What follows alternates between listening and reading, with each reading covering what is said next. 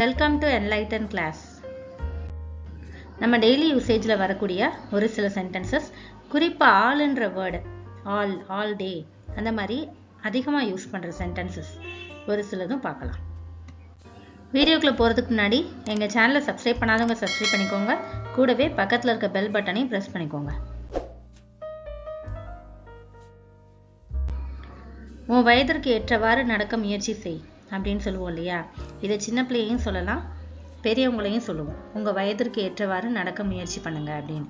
அதை இங்கிலீஷில் சொல்கிறதுக்கு try to act your age. Try to act your age. கண்களை திறந்து வைத்திருங்கள். Keep your eyes open. Keep your eyes open. வாயை நல்லா தர. Open your mouth wide. Open your mouth wide. அங்கே தான் பிரச்சனையே. That's where the problem is. That's where the problem is. எல்லாம் முடிஞ்சிருச்சு. It's all over. It's all over. எனக்கு தெரிஞ்சதெல்லாம் இதான், இல்லைன்னா எனக்கு தெரிஞ்சதெல்லாம் இவ்வளோதான் அப்படின்னு சொல்லுவோம் இல்லையா? அது இங்கிலீஷில் This is all I know. This is all I know.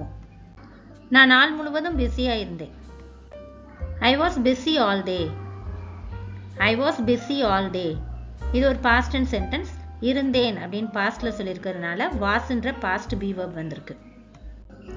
அதுவே நான் நாள் முழுவதும் வெளியே இருந்தேன் அப்படின்னு சொல்கிறதுக்கு I was out all day. I was out all day. என்கிட்ட இருக்கிறது இந்த ஒரு புத்தகம் மட்டும்தான். All I have is a book. All I have is a book. நாம் அனைவரும் தவறுகள் செய்கிறோம். We all make mistakes. We all make mistakes. அவர்கள் எல்லோரும் ஒண்ணா?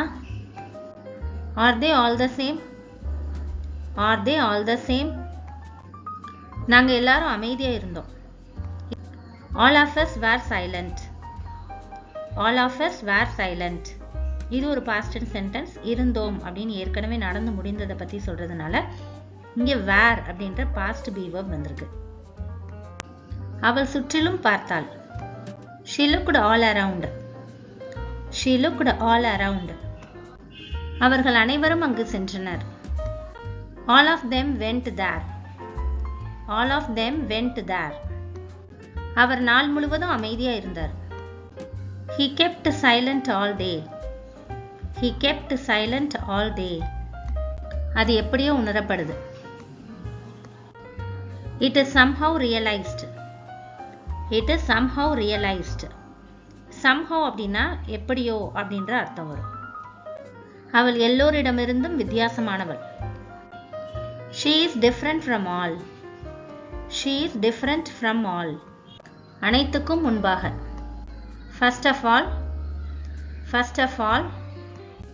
எல்லாம் ஒன்றிற்காக. All for one. All for one. நான் அனைவரையும் அழைக்கிறேன். I invite one and all. I invite one and all. Or I invite you all. I invite you all. I hope this helps you and thanks for watching.